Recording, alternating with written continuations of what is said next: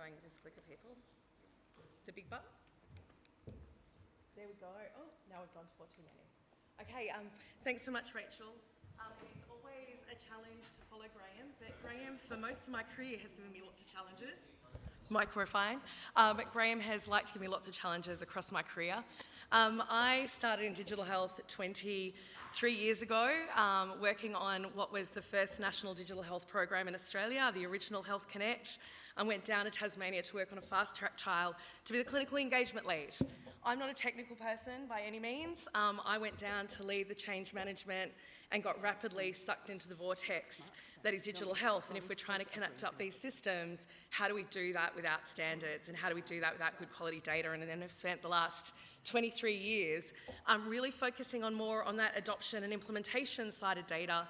But to do that, we need to get the standards right. And I'm really pleased to share with you about the Sparked community in Australia. And that was really one of the challenges that Graham gave us in Australia, is to actually build a community process. And I was having a little chuckle looking at the forming, storming, norming and performing, thinking, yep, tick, we've gone through every single one of those processes. One challenge that we had was, how do we accelerate this? And so Graham mentioned that proverb, if you want to go fast, go alone. If you want to go far, go together. Through Sparked, we're trying to say together, further, faster. And actually, if you do go together, you can go faster, because you're not just about building the standard, you're actually going together around the implementation of that standard with a broad community from the get-go. CSIRO is Australia's, thank you, that's way better for me. CSIRO, I can never stand still. CSIRO is Australia's national science agency, and I come from the Australian eHealth Research Centre, which has been around for close to 20 years and is the largest digital health research program within Australia. And we do a number of programs within Australia. Onto Server is something that we do around clinical terminology. Sparked is something that I'm most proud of, and also the work that we're doing with the Department of Foreign Affairs and Trade around strengthening standards capability within the Asia-Pacific region. All of it is about building community and making the adoption of standards the easiest possible thing that we can do. So I think all of us have been talking, I mean, I know yesterday was the AI day and today's the standards day, but through all of this, the challenges are still common. How do we have the right governance and leadership? How do we build workforce capacity? How do we have the infrastructure to support this? And importantly, how do we build sustainable communities? And whether those communities are at the local level, at the national level, or importantly here at the global level, how do we make this sustainable? The Australian context, we're a very large landmass. We're around 26 million in our population. We're a federation of public and private. The federal government funds primary care. The state health departments fund the public healthcare system. So how do we, in this federation, drive interoperability? And you know, we've been doing this. As I said, I worked on the first ever Health Connect implementation in Australia. We have delivered some amazing national infrastructure. There is excellent work of the Digital Health Agency to establish the My Health Record and now to move to modernise that. We have National Healthcare Identifier Services. We have great infrastructure in place, but we still had not nailed that interoperability problem, that why, to make sure that data flows seamlessly across the healthcare system, that flows for me as a consumer, that I have access, but also those systems have access. And who in the audience knows Deming and continuous quality improvement? I love this quote. Every system is perfectly designed to get the result it gets. We had been trying to do standards the same way for the last 23 years. We tried to do it within our national organisations, small groups of experts coming together, but hoping we were actually going to get that adoption. And when it came to adoption, carrots and sticks had to come into play. So we had to change the approach we were doing standards in Australia. We had to change the way we were engaging to move from excellent work of the standards community to full adoption of standards across industry, across government, and across healthcare organisations. So that's where Sparked came in. So the Federal Health Department, under the Strengthening Medicare budget in 2023, and that budget around strengthening Medicare, how do we actually ensure that we have a sustainable healthcare system in Australia? How do we ensure that we have the data, yes, for the patients, yes, for the clinicians, but also at the government level? How do we build that learning healthcare system to create a sustainable system for Australia? The government said, great, we have to think about doing standards differently. And Under that funding, which also enabled the modernisation of the national health infrastructure within Australia to move to modernising our national health record to FHIR, to supporting and establishing a national health information exchange for Australia, Health Connect Australia, we also had to look at how do we support the development of standards. And the government said, let's try and do this a different way. They were looking at what was happening around globally, they were looking at the FHIR accelerators and said, hey, could we do something a bit different in Australia? Could we actually take an accelerator where we actually did true, open, consensus, collaborative, bottom-up development of standards? So that formula that Graham, why didn't you give me that formula before, Graham? Why did you show that formula now? I needed that formula about 2.5 years ago. But that formula, how did we actually create that? So Sparked is a community at all levels. It comprises of government, technology partners, provider organisations, peak bodies, practitioners and domain experts. But importantly, we also have the governance. So Sparked is supported through a partnership of the Department of Health, Disabilities and Ageing, so our Ministry of Health. They set the policy, they do the regulation. Importantly, the Australian Digital Health Agency is a partner in this program. They build the national infrastructure. They've got responsibility for stewarding standards within Australia. They're building and modernising the My Health record. So the organisation that's going to build that highway, that's going to build that infrastructure is a partner in this program. HL7 Australia as the SDO, and I do sit on the board of HL7 Australia, is the SDO for FHIR standards, and then CSIRO is there as that community coordinator, the independent to bring together the community and be the arms and legs behind the community. And we really are trying to accelerate the use of standards within Australia.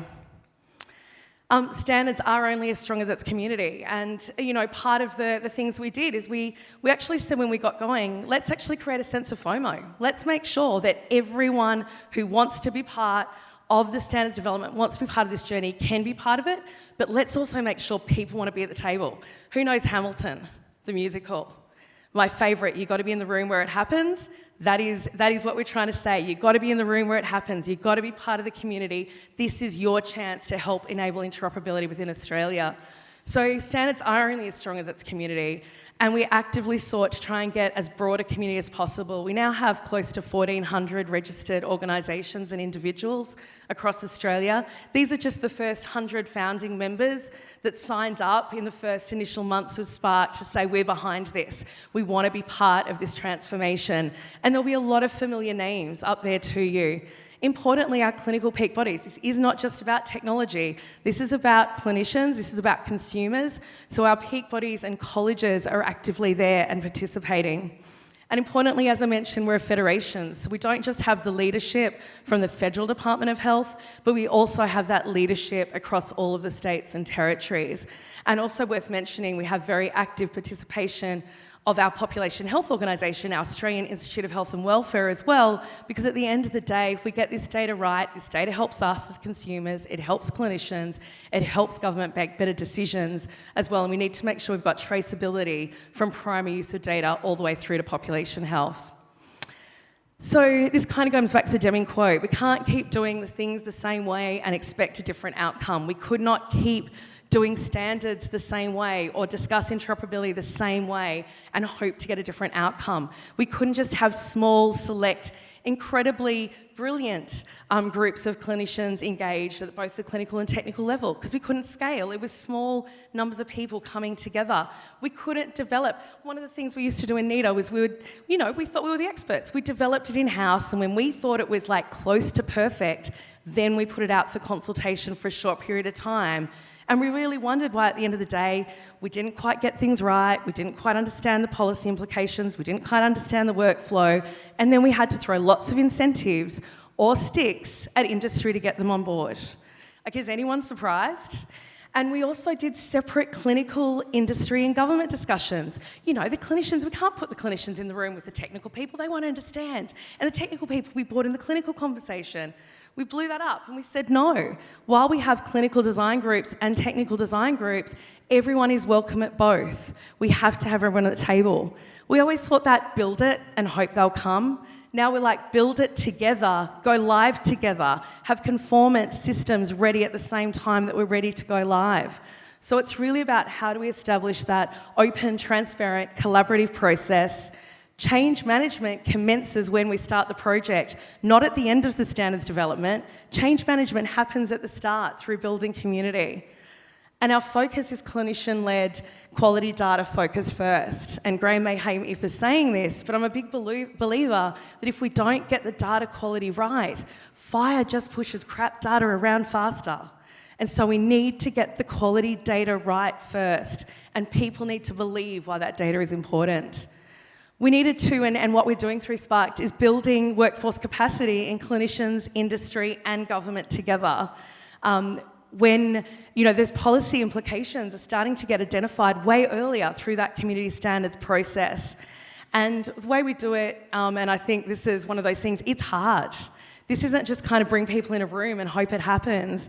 There is a lot of thought and process put in around how do we have really guided, really structured, but still really open community collaboration. We bring 130 people in a room together. We just can't get rooms big enough, or we would have more, and run really guided, facilitated workshops where it's not just the loudest voice in the room that gets heard, it's every voice in the room gets heard.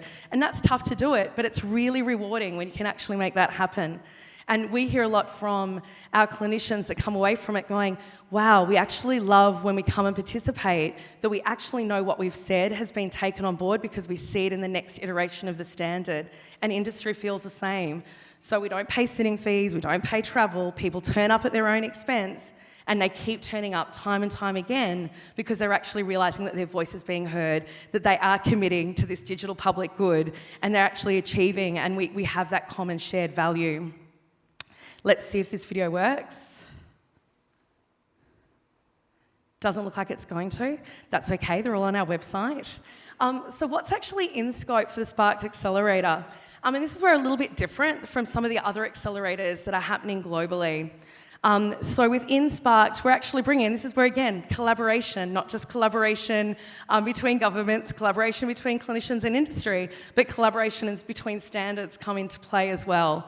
So we're building out the Australian clinical data for interoperability. Little bit similar to US CDI, little bit similar to Canadian CDI, but the biggest difference is we're doing a lot more logical modelling, and our AU CDI is built on openEHR as its base, and I'll talk a little about that more later. But we really said we had to get this core clinical data right first and get agreement from industry, clinicians and government that this was the most important data. Obviously, if we're defining that data, we need the clinical terminology value sets, which are for us, SNOMED and LOINC, and we're actually really working with colleges to start to build up those value sets that support the standards we're developing. And of course, we need those FHIR implementation guides to support the exchange. And we started with AU Core. What is that fundamental base implementation guide that if we had, again, the kind of techie people, I know are going to cringe at me, but if we can kind of support 80% of the use cases with this core foundation, get that right and have industry be able to support that core, then we can actually start rapidly growing on top of that. And then our use cases are AU Patient Summary. Yes, it is the International Patient Summary, but based and aligned to AU Core to support Australian identifiers, Australian medicines terminology. E-requesting, and we're now looking at an encounter. So how do we support that exchange of any information from an encounter, whether that's primary care, and really possibly looking to how do we blow up how discharge summary works in the future as well. And one thing that we're really leveraging is smart forms, and how do we enable that to support assessments and chronic condition management plans to start with. And one of the brilliant things is about this and the accelerator and FHIR is it's not just sitting in a room talking about it, we're actually testing and piloting the standards in a very agile, very iterative approach as we go, and standing up reference implementations and testing services to support that development. But the most important thing of all those artefacts, all those products and all those services I talked about, the most important thing we're delivering in Australia is community. It's the community that's going to be sustainable. It's building that sustainable workforce. And these are, I look at these and these are crazy numbers to me. So when we launched in September 23, we had about 81 people kind of sign up for our clinical design group and about 90 sign up for the technical design groups. And as I said, they represent clinicians and consumers, policymakers, government agencies. We now have 959 registered people in our clinical design group. Not all of them are active, but they're all watching, they're listening, they're sharing. I think Yesterday, Rachel talked about the Net Promoter Score. I'd love to look at the Net Promoter Score of what's happening, but a lot of our community members say we leave the room and we go tell 3 others to come join. But these are really trying to build that awareness and that momentum around large numbers of people. This is change management. This is driving towards the adoption of standards. And our design groups have around 780, around 700 participants in those design groups that are representative of across industry. Clinicians also turn up, governments there at the table. We make sure those design groups have co-chairs that represent across industry and government, and we have clinical co-leads that are representative across a breadth of clinical disciplines as well. And the value back to the government in funding this is there's now been close to 24,000 extra expert hours coming from the community. 2, 3 people can come up with the perfect implementation guide alone or the perfect data model. It has to bring all the voices, all of the views together, all the debates, and there's lots of debates, bring all those debates together to actually ensure that we're coming up with something fit for purpose. But importantly, we don't just have a fit for purpose implementation guide at the end of the day. We've actually got implementation in systems, and we've got clinical change champions, and we've got the clinical colleges that are going out to stand behind this. And if the federal department, Daniel McCabe, who's the sponsor of this program, was here, the government is also looking at what those policy enablers are to embed this. So instead of starting with the stick and saying they're going to regulate, they've actually said, as a community, come together and work out these standards, agree these standards, and now the community is actually saying to the government, would really like you to mandate these, would really like you to regulate, because they've invested, they've put investment into this. So they actually want to make sure the government is locked in with them now for the rest of the journey towards implementation. So we have, as I said, around 130 people come together 4 times a year in a room for 2 days to have fabulous debates around the priority and the scoping of the use cases, the priority and scoping of the data, and then we go off from those and work through online.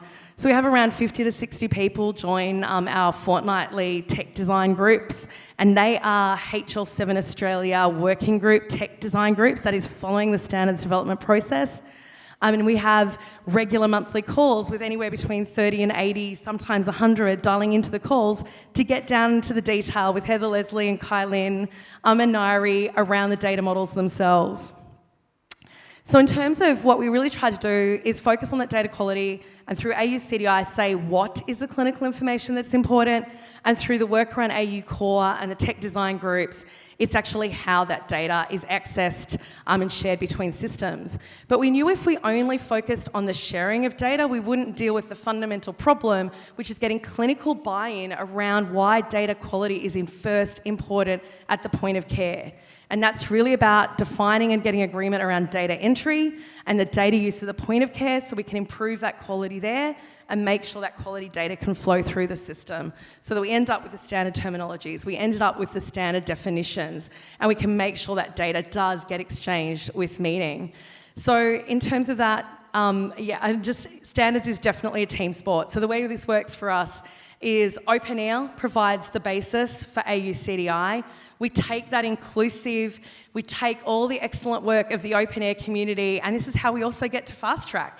Because we take the work of the openEHR community, we bring that into our clinical design groups, and then against our scope and our priorities, we constrain that back to what's that first implementable that nobody in the room disagrees with, that first implementable step. SNOMED CT is embedded within our AU CDI, and then we actually build those AU core standards within Australia, our AU patient summary, and the rest of the IGs. Another challenge that Graham gave me, as I said, he's given me many, is he said to us, well, you're leveraging international standards. You should only be varying in Australia from the US or the HL7 international standards where you need to. And we've tried to hold true to that, because if you saw our vendor list before, the vendors in Australia in the public health system are the large multinational vendors. It is Oracle and Epic that covers probably 90% of our public health systems, and then our GP systems are homegrown Australian products. But in twofold, it's important. If we vary too far for that, how am I going to get the engagement? How are we going to get Oracle and Epic to change? Because we have to start to align globally to those standards, but also importantly for our local market in Australia, by leveraging those international standards, it provides opportunities for them to market globally too, without little extra effort. In terms of the governance, we do have a steering committee of the four agencies. We have the project team. And as I mentioned, we actually very much are part of HL7 Australia in terms of our implementation guides. They are the design groups, subgroups of the FIRE working group, and we leverage the balloting process to make sure that we do have that rigor. So when Graham talked about process, on the HL7 implementation guides, we really leverage the HL7 processes for that, and we establish those work streams. For the clinical design group side, we actually had to kind of start to work through what does that open consensus design process look like. So as I said, we leveraged openEHR, so we're inspired by openEHR for that. We're also inspired around some of those processes from HL7, but how do we get the right fit process for our clinical design? And how do we do that with AUCDI? So in terms of AUCDI itself, they're going to be no-brainers when you look at this here around what is within. And so this is the first 2 releases of AUCDI. So we've published 2 releases of the Australian Clinical Data for Interoperability and 1 release of the eRequest data for interoperability, which actually now we're moving back into AUCDI so that we can actually have this one set of clinical data for interoperability that we can tag by use case. And whether that use case is core, foundation to everything, patient summary, or chronic condition management. And we're really starting to look beyond just that general medical model of healthcare and thinking about how do we support social care as well. So AUCDI will end up being all of life course, all of ecosystem, and really thinking about how do we support disabilities, how do we support aging in the next kind of focus around really making sure we can go from cradle to grave, from pediatric to healthy older people with these data models. And some of those core principles, and I mean, I'm preaching to the converted in this room, but as you know, in a lot of countries, a lot of these data models have been driven by what the government wants for reporting.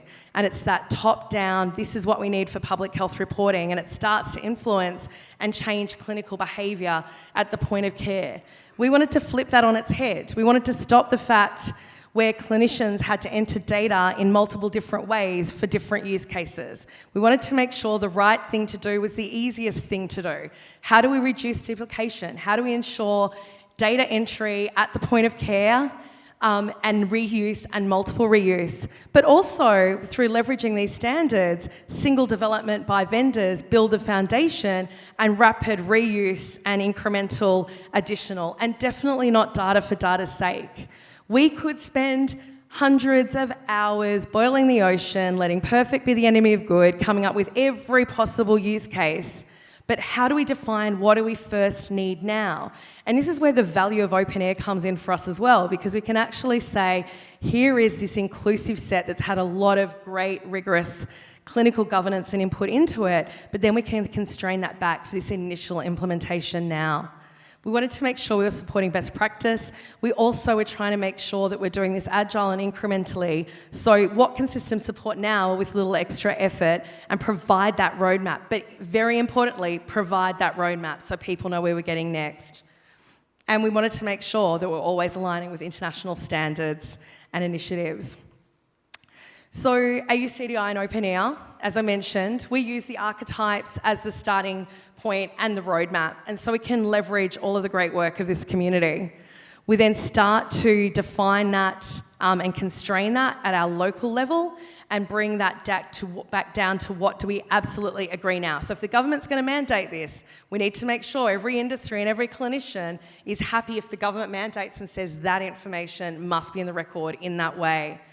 And where we're actually finding changes, we're feeding that back into openEHR, thank you to Heather, and making sure that's fed back into the openEHR community as well. And then this AUCDI is an output which is implementation agnostic, and then that provides the clinical requirements over into the work of the IG development. So, you know, another way of looking at this is we leverage the openEHR archetype library. We start to bring that down, but what will actually happen over time is as we start getting our clinical agreement and our industry agreement to support the adoption of these, you're going to start to see much more closer, much closer between what is in the AUCDI content and what was available within openEHR. Mind maps have been incredibly useful to engage with our clinicians. So we have and are very lucky to have Heather in Australia and part of the Sparked family. But this is really hard to kind of start to build that engagement and that understanding.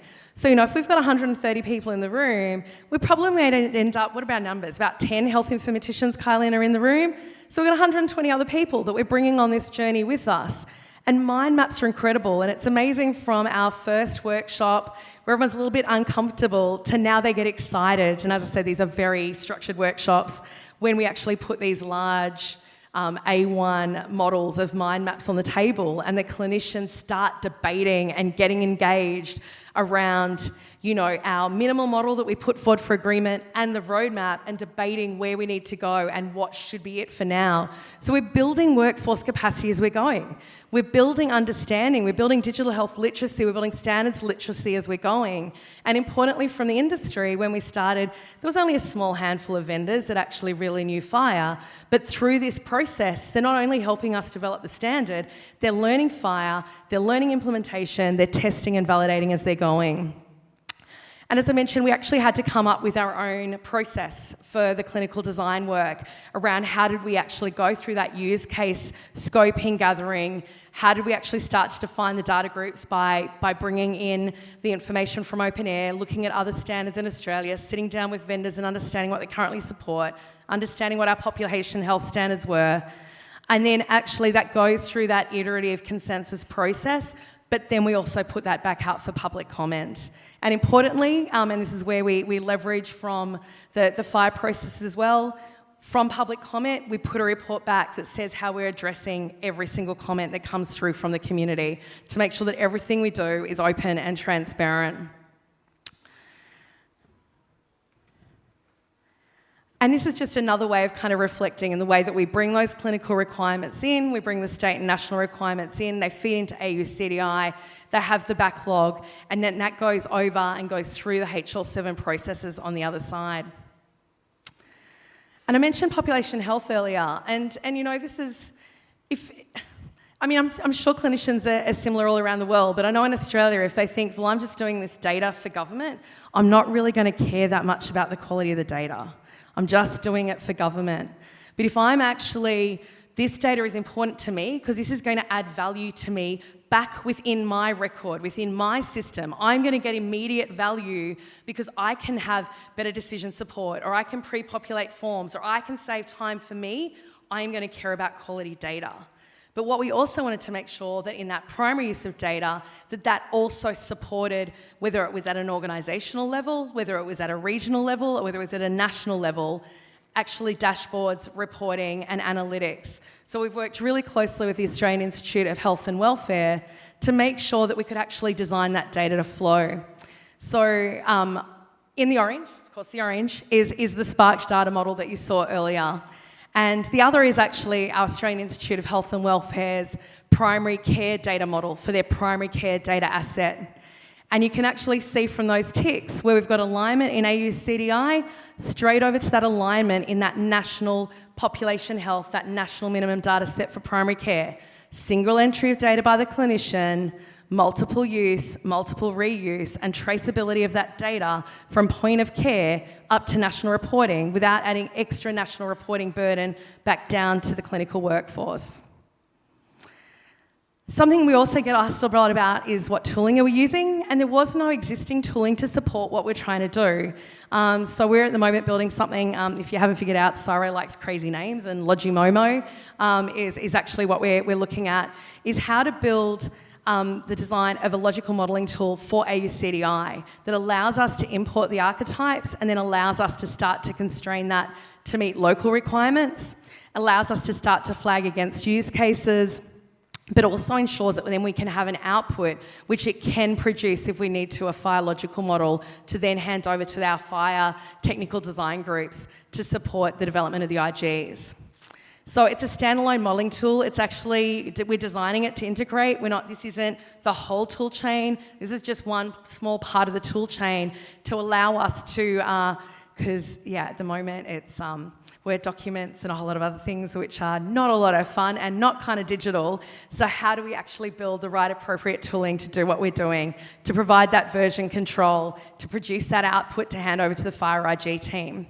What it's not, we are not an open-air archetype or template editor or a Fire IG publisher. They are in the market. We're not doing that. And we're not also doing transformations of open-air to Fire. We really have this middle point where we're building out AUCDI and then are producing the Fire logical models from that.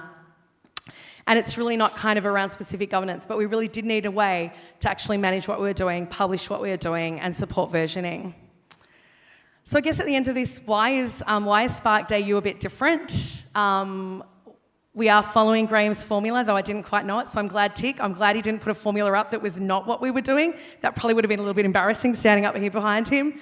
But it's not what we do. It's not about the what, it's actually about the how. Graham very eloquently pointed out the why, and in this room we all know the why, but the how. And I truly do believe that it is together, further, faster. Leadership, having the right leadership at the government level, at the most senior government level. And Peter's in the room from the Australian Digital Health Agency, and he really leads that charge within the Australian Digital Health Agency. Daniel McCabe in the department. Having that leadership at the top level that says this is the direction we're going in government, this is how the Digital Health Agency is going to be building the infrastructure against these standards, actively participating in the community, being co-chairs as part of the process, being there every step of the way. Community-led with really active government participation, but also very open and broad. This is not a few people get invited. Every single person who wants to get involved can get involved.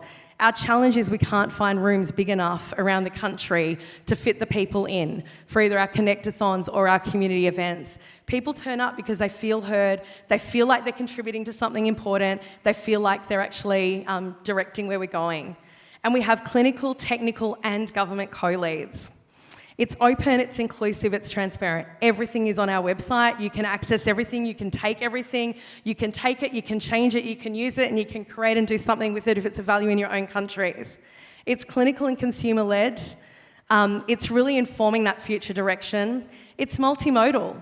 Not everyone can turn up in person, but people can turn up online. Not everyone has time to turn up online as a clinician, but we put things out for public comment. We put out, and we're leveraging social media. Our outputs from our meetings, we put out through LinkedIn, so people who miss the meeting might be able to catch up and say, that's of interest to me.